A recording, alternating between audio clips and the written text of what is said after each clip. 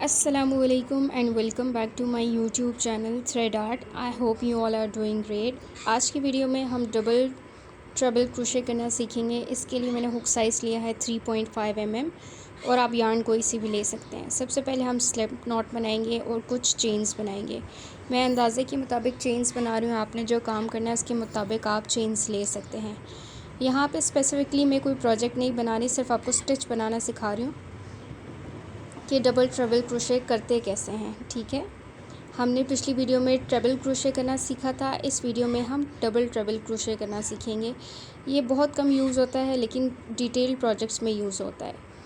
यहाँ मैंने चेन्स बना लिए हैं, तो सबसे पहले आपने क्या करना है कि पहली 5 चेन्स को स्किप करके, हुक से जो 5 चेन्स बनती हैं उनको स्किप करके फिर आपने ये स्टिच बनाना है। इसके लिए हम 3 दफ़ा यार्न ओवर करेंगे और इस तरह से हुक से निकालने के बाद हमारे पास 5 लूप्स आ जाएंगे। तो हमने 2-2 करके सारे लूप्स में से निकाल लेना है।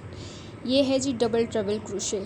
ट्रबल क्रोशे में हम सिर्फ 2 बार यार्न ओवर करते हैं, लेकिन डबल ट्रबल क्रोशे में हम 3 बार यार्न ओवर करते हैं। This is the basic difference और फिर हमारा आसानी से स्टिच तैयार हो जाता है। देखिए मैंने 3 बार यार्न ओवर किया है। सिमिलरली उसी तरीके से हुक को इंसर्ट करेंगे, बाहर निकालेंगे तो 5 लूप्स आ जाएंगे।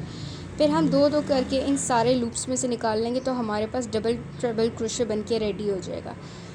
ये स्टिच कुछ इस तरह का लगता है।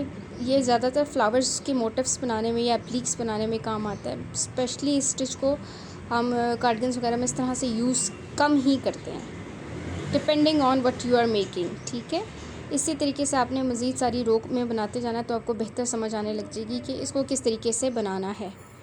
यहाँ मैंने 2 रोज़ बना ली हैं। सेकंड रो स्टार्ट करने के लिए आपने 5 चेन्स लेनी है और उसी तरीके से यार्न ओवर करके 2-2 करके लूप्स में से निकाल लेना। तो कुछ इस तरीके से आपका डबल क्रोशा स्टिच लगेगा। ये बहुत ही फ्लेक्सिबल और थोड़ा ढीला ढीला होता है, बहुत टाइट नहीं होता और इस तरह से इसकी लुक आती है।